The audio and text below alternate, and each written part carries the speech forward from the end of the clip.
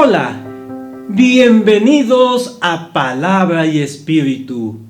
Bienvenidos a este programa en el cual damos inicio a una nueva serie que tiene que ver sobre la superioridad de Jesucristo.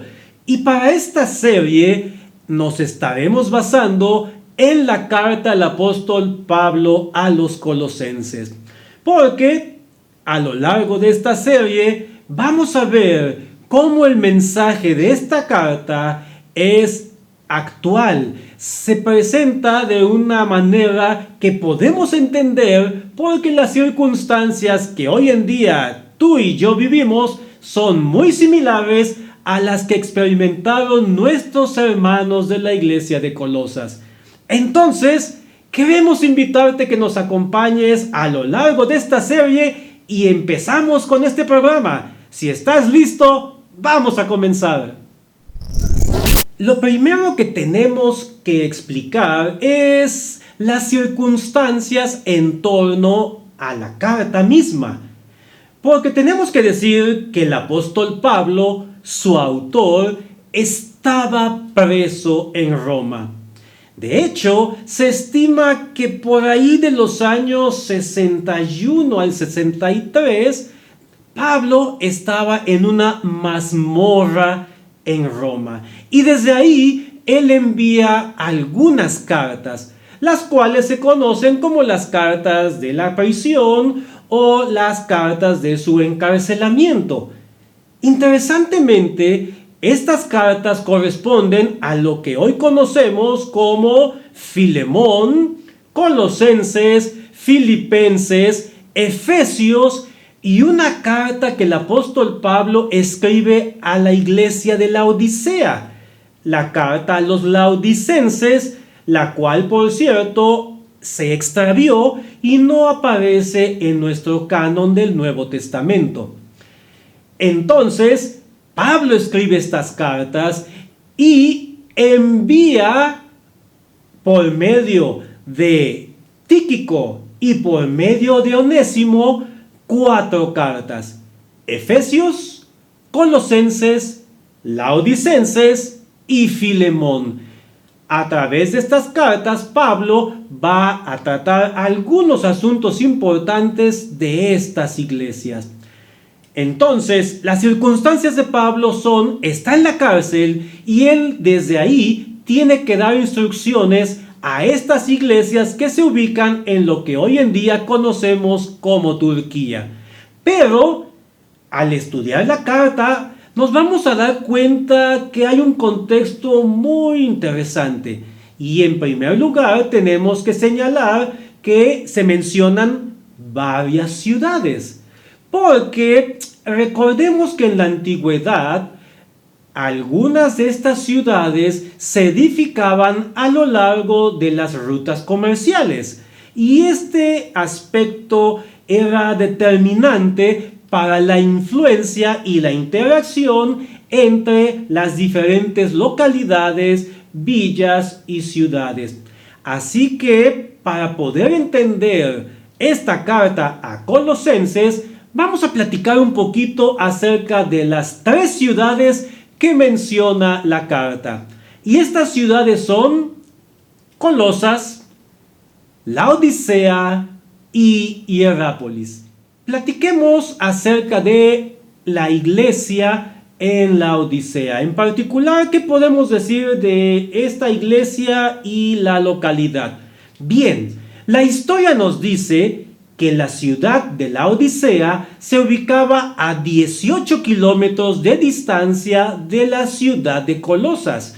Y la ciudad fue fundada entre los años 260 al 245 a.C. por el rey seleucida Antíoco II. Y recibe el nombre Laodicea en honor a su esposa, la cual se llamaba Laódice. Por cierto, Laodicea significa justicia del pueblo. Después, el sucesor de Antíoco II, Antíoco III, traslada 2000 familias judías de Babilonia a esta nueva ciudad de Laodicea, por lo que podemos estimar entre 8,000 a 10,000 judíos que son llevados a Laodicea y se establecen ahí y constituyen una pujante colonia.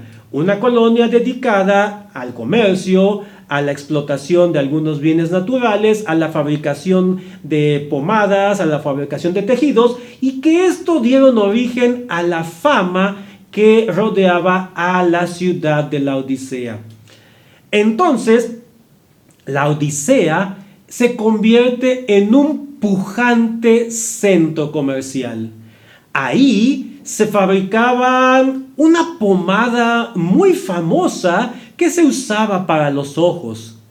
También se procesaba lana de oveja, una lana de color negra que hizo que los tejidos de Laodicea fueran altamente apreciados. También se elaboraban textiles a base de algodón y obviamente donde había este movimiento de bienes y servicios surge una próspera industria bancaria.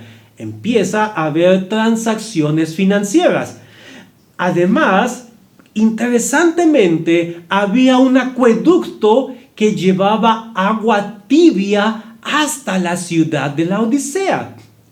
Por otra parte, podemos decir que el Imperio Romano le otorgó a esta ciudad el estatus de ciudad libre y fue cabecera de un distrito político que abarcaba 24 ciudades. Entonces, Laodicea no solamente es un centro industrial, un centro bancario, sino que ahora también es un centro político. Cualquier asunto relacionado con el distrito había que tratarlo en Laodicea. Pero la historia nos dice que interesantemente, debido a algunas fallas geológicas, esta región de Turquía era azotada frecuentemente por terremotos. Y uno de estos terremotos sucede durante el gobierno del emperador Nerón. Tácito lo ubica más o menos por ahí del año 61 al 63 de nuestra era y nos dice que este terremoto prácticamente destruyó la ciudad de Laodicea.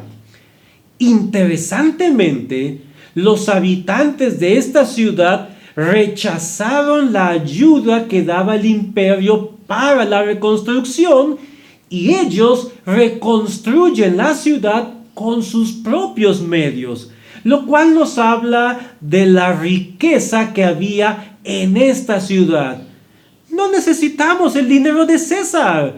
La lana negra, la pomada para los ojos y los bancos nos han permitido reconstruirla con nuestros propios medios. También podemos decir que la ciudad de Laodicea se distinguía porque acuñaba sus propias monedas. Y en estas monedas podemos apreciar la religión que imperaba. Ahí se adoraba a Zeus, el dios principal del panteón griego. Se adoraba a Esculapio, el dios de la medicina, lo cual tiene mucha lógica si entendemos que una parte importante del negocio consistía en una pomada para los ojos.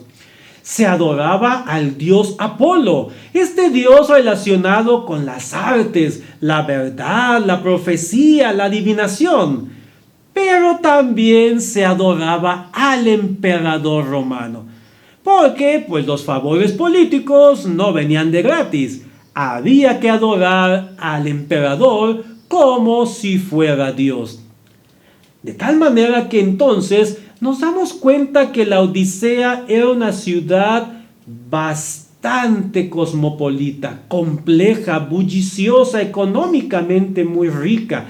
Así que no debe sorprendernos entonces que en el mensaje que el Señor Jesús dirige a la iglesia de Laodicea, allá en Apocalipsis capítulo 3, el Señor Jesucristo acusa a estos creyentes precisamente de tres aspectos: la riqueza, la industria textil y la industria de la pomada para los ojos.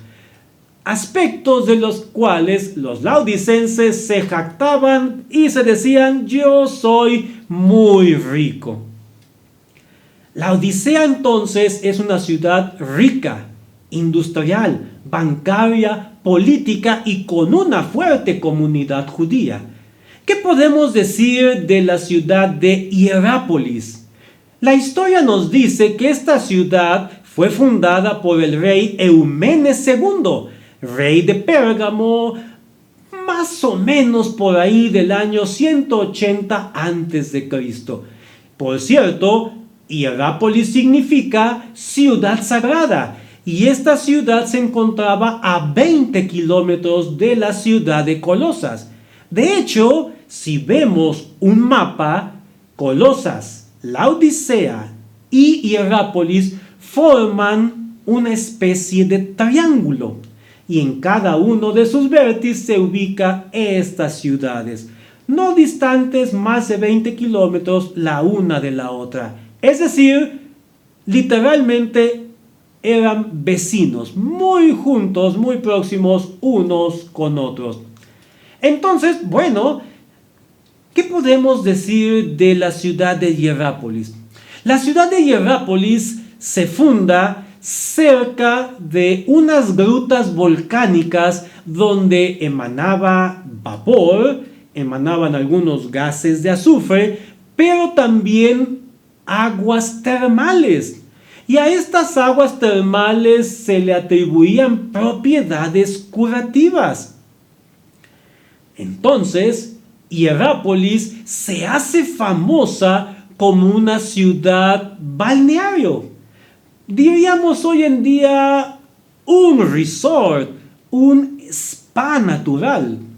Así que esta ciudad entonces es centro de atracción, es un centro de vacaciones, un centro de veraneo, y a esta ciudad llegan personas de prácticamente todo el imperio. Pero, ¿qué pasa? Este cúmulo de turistas, viajeros, nobles, gente de la nobleza, también creaba las condiciones para que Hierápolis fuera una ciudad bastante decadente en cuanto a pecado y placeres.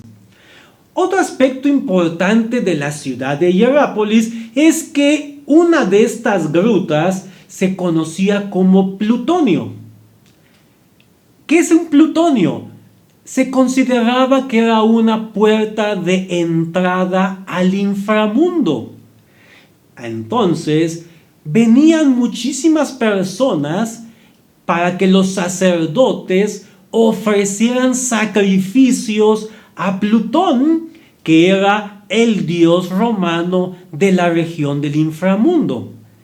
Y este hecho está claramente atestiguado por el historiador Estrabón, quien por cierto narra que junto a este plutonio que emanaba muchos gases, no era poco frecuente encontrar aves muertas. ¿Por qué? Porque parte de estos vapores contenían azufre. Entonces, así como la Odisea era un centro industrial, bancario, comercial, Hierápolis es un centro turístico. Aguas termales, baños y un centro religioso donde se adoraba al dios del inframundo. Entonces había una combinación de vacaciones, spa y religiosidad pagana. De tal manera que no debe sorprendernos que muchas personas que llegaban a Hierápolis daban rienda suelta a todos sus placeres, ya sea carnales o religiosos. Por cierto, puedes platicar con cualquier persona que viva en algún conocido centro turístico y te va a decir que en estos centros turísticos Muchas personas llegan para querer dar rienda suelta a sus deseos y pecados y se convierten en un lugar donde hay oferta de toda clase, desde sustancias prohibidas hasta sexuales. ¿Qué te parece si platicamos ahora de Colosas, la ciudad donde estaba la iglesia destinataria de nuestra carta? La ciudad de Colosas era una ciudad frigia, de los pueblos frigios en lo que hoy en día conocemos como Turquía. Esta ciudad se encontraba a orillas de un río llamado Lico y era la puerta de entrada al valle de Lico, porque por ahí pasaba un importante camino que conectaba la zona del río Éufrates en oriente con Éfeso al occidente. Por ahí pasaba el camino y sobre esto se encontraba ubicada la ciudad de Colosas. Honestamente, no sabemos la fecha de la fundación de Colosas. A diferencia de la Odisea y de Hierápolis, que sí conocemos a sus fundadores, no lo sabemos. Lo único que sabemos es que el historiador Heródoto menciona por ahí del año 480 a.C. que era una importante ciudad frigia. También otro historiador griego, Genofonte, nos dice por ahí del año 401 a.C. que Colosas era una ciudad grande y próspera. Pero con exactitud no tenemos más información sobre la fundación de Colosas. Interesantemente, esta ciudad de Colosas empieza a decrecer a medida que se establece la Odisea y se establece Hierápolis. ¿Por qué? Muy sencillo. Si tú quieres ir a hacer negocios, no vas a Colosas, vas a la Odisea. Si quieres vacaciones, spa y aguas termales, tampoco vas a Colosas, vas a Hierápolis. Si quieres tratar un asunto político, no vas a Colosas, vas a la Odisea, que es la sede del distrito. Si quieres ofrendar a los dioses paganos, no vas a Colosas, vas a la Odisea, donde puedes ofrendar a Zeus, o bien puedes ir a Hierápolis, donde puedes ofrendar a Plutón. Entonces, la Odisea y Hierápolis van a influir poderosamente en la decadencia de la ciudad de Colosas. Así que, para la época del apóstol Pablo, Colosas es prácticamente una ciudad pequeña, una ciudad insignificante.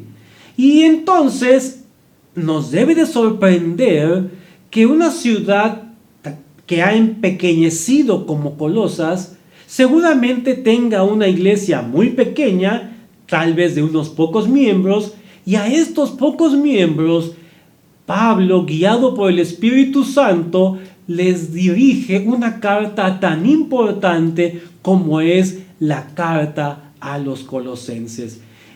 Y es que, desde la perspectiva bíblica, lo que para nosotros puede ser algo muy pequeño, puede ser de gran valor a los ojos de Dios.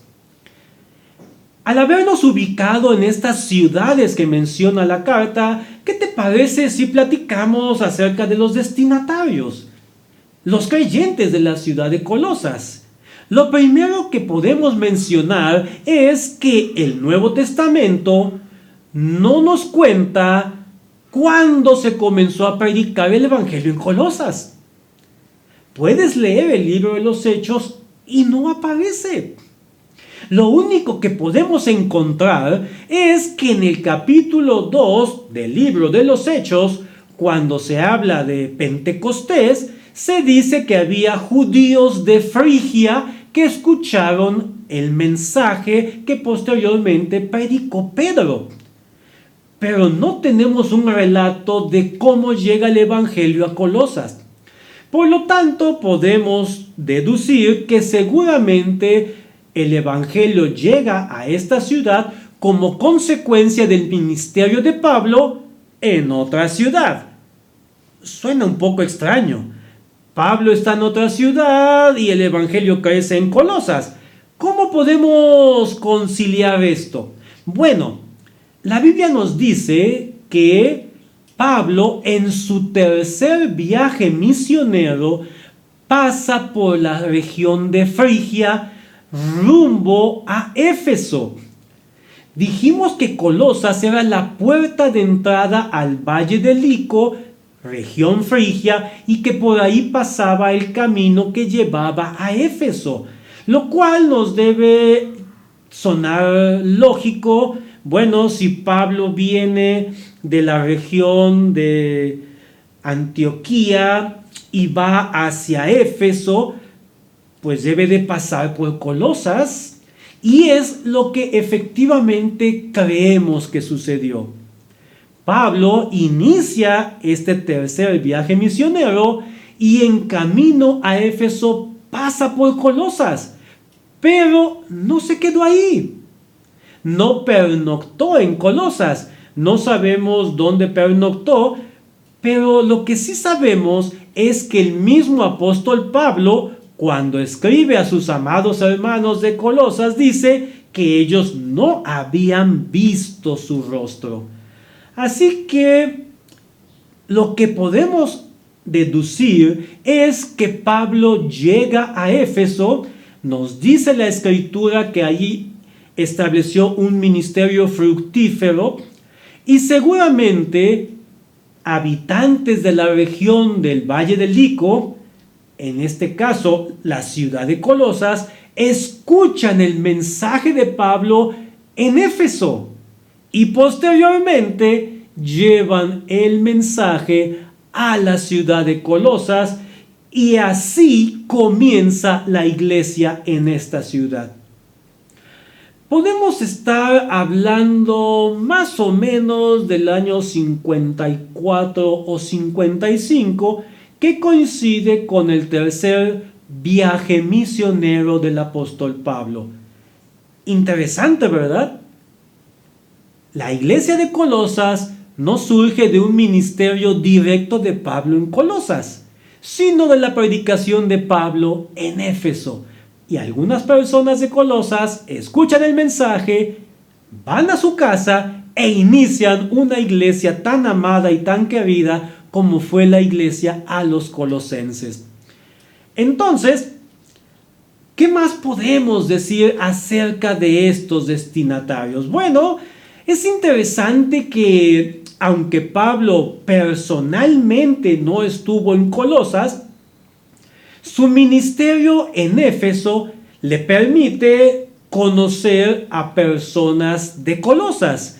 Y estas personas las menciona el apóstol precisamente en la carta a los colosenses y también en la carta a Filemón.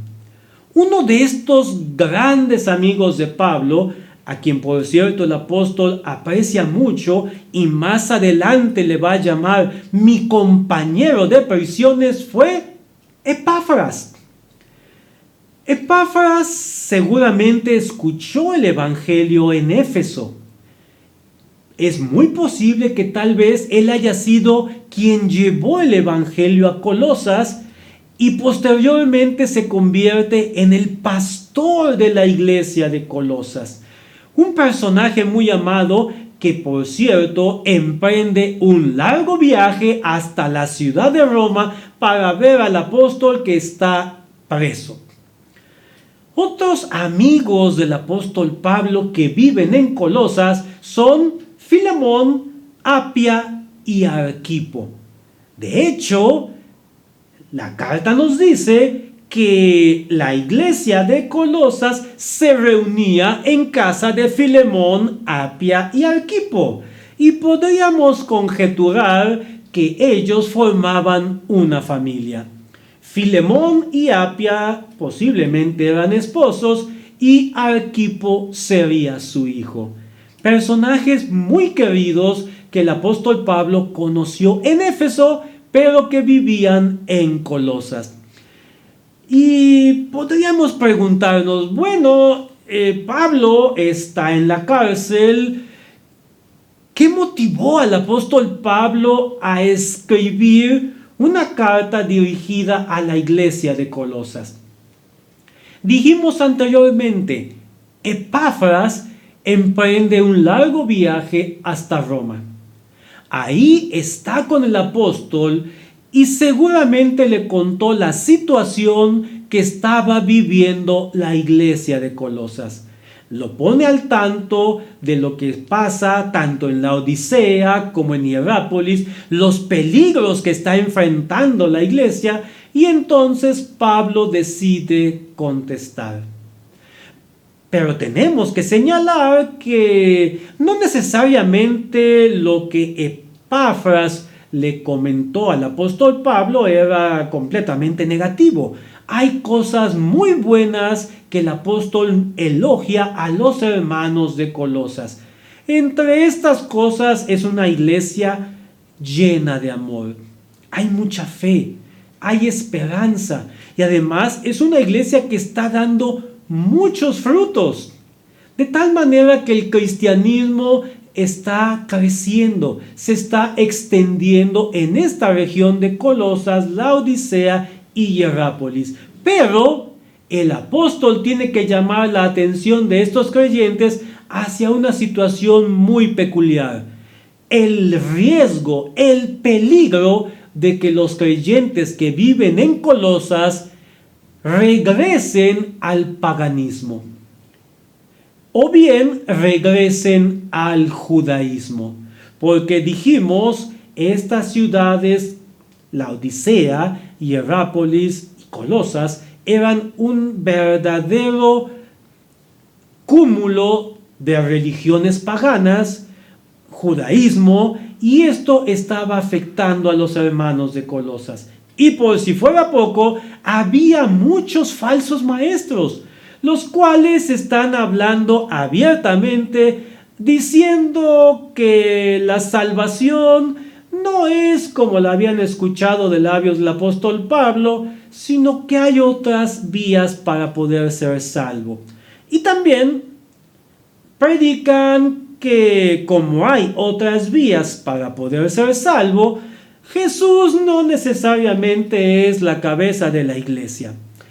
Entonces, para poder corregir estos aspectos, Pablo escribe. ¿Y qué les dice? En primer lugar, les invita, les previene, les advierte que no abandonen la fe cristiana y vuelvan al paganismo.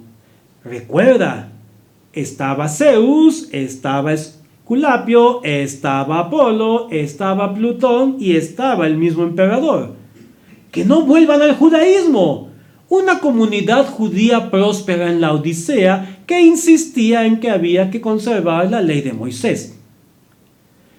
Pablo también les advierte de que la salvación solamente la encontramos en Jesucristo. Y finalmente, Pablo les indica que solamente en Jesús el ser humano haya una vida plena, una vida transformada que va a tener un impacto en su sociedad. Después de esto, es perfectamente lícito que nos preguntemos, bueno, suena muy bien que el apóstol desde la cárcel escribe una carta, muy piadosa la labor de Epafras que emprende un viaje hasta Roma, muy bonita la carta a Filemón donde le invita a que reciba nuevamente a Onésimo, pero ¿qué tiene que ver Colosenses con nosotros? ¿Por qué podemos decir que el mensaje de Colosenses es importante para los cristianos hoy en día? Permíteme mencionar algunos aspectos de la importancia de Colosenses, aspectos que por cierto vamos a tratar con más detalle en nuestros siguientes programas. En primer lugar, el mensaje de Colosenses es importante hoy porque tiene que ver con respecto a la creación y el origen del mundo y del ser humano como creado a imagen y semejanza de Dios. En contra de las teorías en boga, la carta a los Colosenses es muy clara al respecto y nos dice que este universo y el ser humano somos obra de Dios. También la carta a los Colosenses se da en un ambiente muy similar al nuestro, donde hay una multiplicidad de religiones. Al haberse perdido el consenso cristiano que predominó en Occidente durante casi 17 siglos, hoy tenemos una multiplicidad de religiones, cada una ofreciendo sus respectivas reglas y formas de alcanzar el bien o alcanzar algún estado de bonanza, y es importante subrayar que en medio de todo este panorama multireligioso, el cristianismo es superior y Jesús es superior a cualquier otro medio de salvación que nos quieran proponer. También dijimos, la Odisea, Hierápolis y Colosas se caracterizaban por ser ciudades multiculturales. Dijimos, frigios, griegos, romanos, judíos. Y hoy en día también nuestras sociedades occidentales se están convirtiendo en sociedades multiculturales. Los flujos migratorios han hecho que en Europa tengamos personas de prácticamente cualquier parte del mundo. Lo mismo sucede en los Estados Unidos e incluso en nuestro país tenemos que muchas personas que atraviesan México han decidido quedarse aquí. Y esto crea ambientes multiculturales. Y en medio de esto, la carta a los Colosenses tiene un mensaje muy importante y es válida para toda cultura. También tenemos que decir que la creciente secularización, las teologías liberales y el posmodernismo tratan de socavar la deidad de Jesús. Nos presentan Jesús revolucionario, el Jesús comunista, el Jesús pacífico, el Jesús filósofo, el Jesús maestro. Pero no nos dicen abiertamente, Jesús es el Dios verdadero. Y aquí Colosenses también tiene mucho que decir. Otro aspecto que hoy en día vemos y que era también vigente en la época de los Colosenses es la fragmentación que sufren las iglesias. Hoy en día tenemos que la iglesia cristiana se fragmenta rápidamente. Surgen grupos cristianos en muchas partes con diferentes tipos de enseñanzas doctrinales, diferentes tipos de liderazgo, y esto, por una parte, le resta presencia a la iglesia a nivel social y por otra parte existe el peligro de diluir la autoridad de las Escrituras y de Jesús sobre estos grupos religiosos. Y Colosenses nos dice claramente que la única cabeza de la iglesia es Jesús. Perdóname, no es el Papa, no es el líder de tu congregación, tampoco es el rey de Inglaterra. La única cabeza de la iglesia es Jesucristo. Otro tema que aborda Colosenses y que es muy actual hoy en día es la importancia del cristianismo como un medio de transformación social. Los cristianos en la época de Colosenses estaban alcanzando su sociedad a través de la transformación de las personas por medio del poder de Dios. Y de esta forma el cristianismo transformó al Imperio Romano. Hoy en día necesitamos que los creyentes en Jesús también transformen e incidan ahí donde Dios les ha colocado, a través de la predicación del Evangelio, porque el poder de Dios en Jesús cambia vidas y al cambiar los individuos es posible crear mejoras a nivel social. Y finalmente, un aspecto muy interesante de la carta a los Colosenses tiene que ver con la esperanza hacia el futuro. Vivimos en una sociedad convulsa.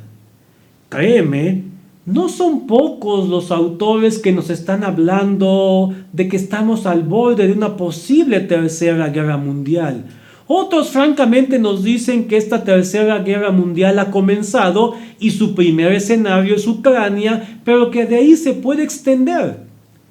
En esta incertidumbre de qué va a pasar mañana, Colosenses tiene la respuesta, porque este mundo no está en manos de las potencias occidentales, las potencias orientales, no está en manos de algunos líderes habitando en la Casa Blanca, en el Palacio de Buckingham, en el Parlamento Europeo o en el Kremlin. Este mundo está en las manos de Dios, y quien tiene el control y el dominio sobre todos los eventos mundiales es nuestro Dios, y ahí Colosenses tiene mucho que decir. Entonces, Colosenses es muy actual para nosotros, y por eso queremos invitarte que no te pierdas nuestros siguientes programas, porque vamos a desarrollar estos puntos y que serán muy importantes y muy útiles para la Iglesia de Jesucristo en este siglo XXI. Hemos llegado al fin de este programa y nos dio muchísimo gusto que nos hayas acompañado. Pero te invitamos que nos acompañes a lo largo de esta serie, y no solamente con nuestros programas sobre la carta a Colosenses, sino en todos los contenidos que tenemos para ti aquí en este canal Palabra y Espíritu. Por el momento, muchísimas gracias. Que Dios te bendiga.